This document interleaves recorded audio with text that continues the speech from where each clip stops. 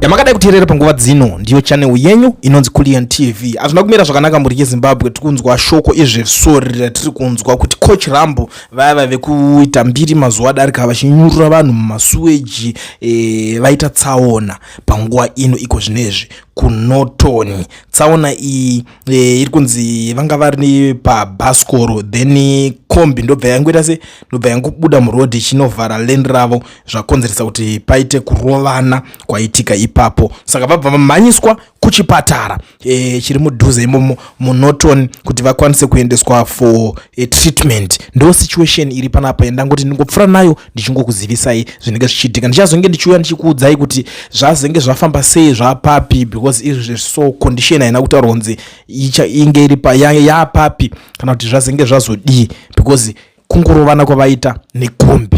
Ndo situation iripo, ndo information yatiri kutambira iko zvinezvi. Zvemamwe mashoko ari kuzotaurwa nevanhu kuti ukazotora mota dzawiki neu audzitori nguva nenguva zodai. So inini yandiri kutambira nyaya pano iripo ndeyekuti vaita tsaona vari pamotorbike pachimudhudhudhu chavo.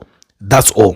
Ndichazoya ndichikuudzai zvimwe zvichinge zvataurika pamberi apo nhasi uri mangwana.